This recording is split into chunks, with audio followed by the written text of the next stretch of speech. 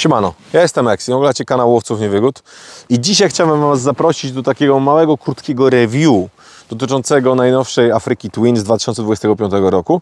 Dostałem go na parę godzin, ten motocykl. Przyznam szczerze, że moje doświadczenia z Afrykami jest dosyć spore, ponieważ miałem 3 Afryki Twin i zrobiłem na nich około 100 000 km. Upalałem zarówno dosyć dużo terenowo, jak i dosyć dużo szosowo. Robiłem zarówno trasy, jak i jakieś tam tereny i dukty leśne i łąkowe i wszelakie, nie? I słuchajcie, chciałbym, żeby to review było również w pewnym odniesieniu mojego doświadczenia na przykład z motocyklem, który w tej chwili mam i upalam, który uważam, że jest dla Afryki bardzo dużym konkurentem, a mianowicie mówię tu o Desert X-ie. Czyli zrobimy sobie coś takiego, że opowiem Wam o tym, jaka ta Afryka nowa jest i w czym jest lepsza od poprzedniej oraz tak naprawdę jak ona się ma do Desert X-a, którego upalam. No nie mam go w tej chwili przy sobie, natomiast ale będę mógł się jakoś tam odnieść, jak to wszystko całościowo wygląda. Także zapraszam Was, tutaj opowiem mniej więcej co się zmieniło najpierw w Afryce w stosunku do poprzedniego modelu. Ja ten motocykl upalam od kilku godzin, więc mogłem wszystkiego nie wychwycić. Nie jestem też jakimś wiernym czytaczem danych technicznych, uważam, czy też broszur. Uważam, że sami jesteście w stanie dotrzeć sobie do broszurek producenta. Ja mniej więcej Wam opowiem o tym, co zauważyłem w jeździe i co jest dosyć istotne i ważne. Na pewno w modelu 2024 i 2025 w zwyklaku, czyli nie w Adventure Sporcie, otrzymaliśmy felgi bezdętkowe. Ja osobiście jestem zwolennikiem raczej kół bezdętkowych. Uważam, że one są wygodniejsze, fajniejsze, a producenci opon po prostu powinni się dostosować. Tak uważam. Tym bardziej mówię o takich motocyklach, gdzie nie schodzimy bardzo mocno z ciśnieniem na dół. W związku z tym nie ma jakiegoś tam ryzyka, że opona nam zleci z rantu. Jeżeli mówimy o przeciętnym Kowalskim, jeżeli nie mówimy o jakimś turboriderze, nie mówimy o zawodach sportowych, mówimy o człowieku, który jest adventure riderem, czyli człowiekiem, który chce pojechać sobie autostradowo, nie wiem, do Włoch, a tam na przykład sobie, nie wiem, pojeździć po jakichś shooterkach i chce zejść z ciśnieniem tam, nie wiem, do 1,5 na przykład, tak? To raczej nie powinno być problemu z tym, żeby koła bezdętkowe się tutaj nie obroniły. Natomiast koła bezdętkowe mają ten plus, że łatwo możemy te koła naprawić, nie musimy wozić dentek i tak dalej, nie? Więc nie będę się na tym jakoś tam specjalnie rozwijał. Uważam, że koła bezdętkowe w Nowej Afryce dla 99,9% ludzi będzie to duży plus i tutaj ten plus jest. To, co się słuchajcie, też zmieniło, to zmienił się też na przykład wydech. On w tej chwili ma takie 2 podwójne fifki i przez to dużo fajnie, Afryka w ogóle brzmiała super, zawsze brzmiała super, natomiast w tej chwili dostała jeszcze więcej basowego takiego dźwięku. Niewiele się zmieniło wizualnie, natomiast ja dobrze pamiętam, na przykład moja Afryka ma identyczny tłumik, tylko ma jedną dużą, jedną małą fifkę. W związku z tym troszeczkę inaczej brzmi niż ten motocykl. Ten brzmi naprawdę fajnie.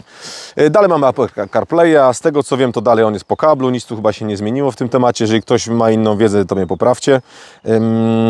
Całkiem nieźle to działa. Niestety dalej mamy ten brzydki, niefajny według mnie system info rozrywki, czy tam jak to się tam nazywa, wszystko jedno. On po prostu nie jest fajny według mnie. Mamy tutaj taką klawiszologię zupełnie nieintuicyjną. No nie jest to super, nie działa to jakoś fantastycznie. No i co? No i teraz tak, elektronika niespecjalnie się zmieniła, ja przynajmniej tego nie odczułem, jeżeli chodzi o elektronikę, ponieważ system kontroli trakcji w Afryce jest taki średni. On taki zdławiająco nieprzyjemny. Uważam, że w stosunku na przykład do Deserta, do KTM-a, do BMW, no to niestety trochę ma zaległości, nie? Tutaj niby tam się chwalą, że ma wheelie control, że mamy właśnie kontrolę trakcji, no tempomaty, wszystkie inne rzeczy. Jest to ok, ale uważam, że jeżeli chodzi o kontrolę trakcji, te wheelie control i tak dalej, to po pierwsze sposób działania, czyli to jak bardzo ten system zamiast nas pomagać, to nam przeszkadza. I druga kwestia, obsługa tego systemu po prostu jest kiepska. I tu się niestety niewiele zmieniło i myślę, że do momentu, do którego oni tego po prostu nie zmienią, no to cały czas będzie tak jak jest. Co się, słuchajcie, zmieniło bardzo, bardzo mocno na plus i co sprawiło, że ten motocykl stał się dla mnie ponownie jednym z najfajniejszych motocykli na rynku, to jest przede wszystkim zmiany silnikowe. Silnik nareszcie stał się silnikiem, który mniej się rozpędza, natomiast stał się silnikiem, który po prostu już zaczyna strzelać z gazu, być trochę jadowity, być taki agresywny. Kiedy go zaczynamy kręcić koło 4000, powyżej 4000, naprawdę zaczyna być całkiem fajnie. Afryka słynęła po prostu wcześniej z tego, że jest motocyklem takim łagodnym swoim rozpędzają. Ona miała taki charakter, że ona sobie turkotała i sobie się rozpędzała gdzieś tam obrotami w górę. Dorzucono koni, dorzucono momentu, mamy w tej chwili 112 N, co już jest naprawdę fajnie. I dodatkowo jeszcze obniżono maksymalny moment obrotowy z 6250 do 5500, czy prawie o 1000 zeszli niżej z momentem obrotowym, maksymalnym momentem obrotowym, co sprawiło, że ten motocykl tak naprawdę już około 4000 przyspiesza naprawdę fajnie. I teraz ja to spróbuję troszeczkę odnieść do Deserta, którego upalam i jest. Dlaczego do Deserta? Dlatego, że uważam, że Desert kosztuje chyba wyjściowo teraz około 8 dych. Myślę, że jak traficie jakąś promocję, no to może dam 70 parę tysięcy nawet jesteś w stanie wyrwać. A Afryka w zwyklaku chyba 65, 67 w tych granicach. Jest jeszcze różnica duża, powiedzmy pomiędzy nimi te 5-10 tysięcy na pewno jest tam różnicy. Natomiast te motocykle są dosyć zbliżone wagą, wielkością, mocą i zawieszeniem na przykład i przeznaczeniem. 21.18 obydwa motocykle jak najbardziej. Koła bezdętkowe wiadomo. Skoki zawieszeń 230 z przodu, 220 z tyłu. Identycznie jak w Desercie. Co tam jeszcze? Moc. 105 koni, 112 newtów. Z tego co pamiętam, to chyba około 115 koni ma Desert, więc nie ma jakiejś szalonej różnicy. I newtów myślę, że ma podobnie coś w ten deseń, albo nawet chyba trochę mniej. Nie pamiętam w tej chwili dokładnie. I teraz słuchajcie tak. Z założenia Afryka, wam powiem, jest motocyklem do wszystkiego. Czyli spokojnie polecicie tym w długą trasę, macie świetną ochronę przed wiatrem, naprawdę ta owiewka, ona nie wygląda, jest mała i tak dalej, natomiast czacha idzie mocno w górę i tu naprawdę całkiem to nieźle chroni i przy tej małej owiewce ja przy moim wzroście 187 cm nie potrzebuję za bardzo jakoś więcej. Oczywiście można poprawić sobie komfort jeszcze wyższą owiewką, natomiast ta robi przy wyższym ustawieniu naprawdę całkiem nieźle. Desert niestety ma najgorszą ochronę przed wiatrem na rynku. Ale to pewnie wam poopowiadam szczegóły, jak już zrobię taki film całościowe, podsumowanie mojego upalania Deserta.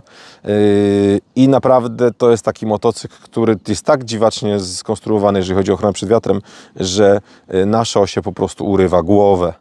I to jest jego chyba największy minus. Natomiast w terenie poprzednia Afryka, jeździłem 1000 w Adventure Sporcie, 1100. Poprzednie Afryki wszystkie terenowo miały za miękki zawias. On był mocno buejący, ja wiele razy musiałem zawieszenia przerabiać i niezależnie od ustawień, niezależnie czy mamy zawieszenia były manualne, czy były zawieszenia półaktywne, te zawieszenia tak naprawdę były zawsze takie buejąco mało precyzyjnie, bym powiedział. I tutaj Honda, nie wiem czy wyciągnęła wnioski, czy też nie, natomiast wsiadłem na ten motocykl i się zdziwiłem bardzo mocno, jak bardzo motocykl jest sztywny i precyzyjny.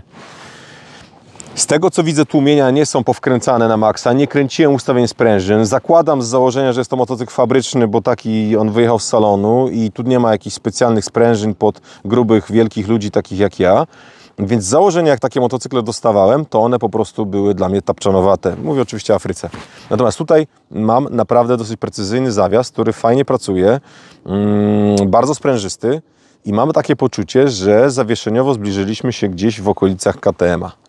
Nie wiem, czy jest tak dobrze. Leciałem po dosyć sporych dziurach, leciałem z większymi prędkościami.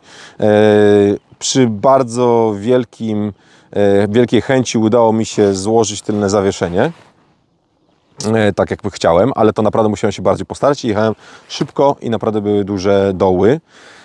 Natomiast od razu wam powiem, że wiem, że moim Desertem złożyłbym go jeszcze szybciej.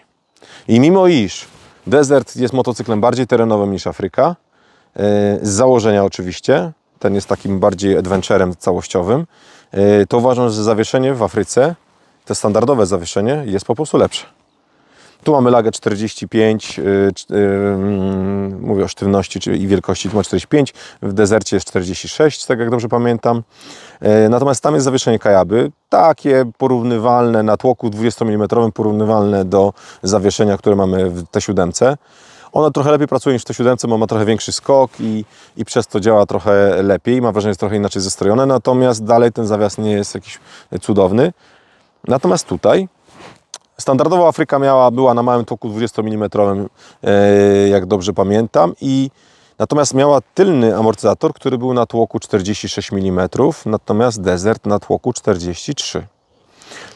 Dobry, fajny zawias ma dopiero Desert wersji Rally. Ten podstawowy, niestety jego zawieszenie Kajaby, które tam jest w standardzie, bardzo przypomina zawias, który jest w T7, który jest taki sobie. I teraz czym to się, słuchajcie, wiąże?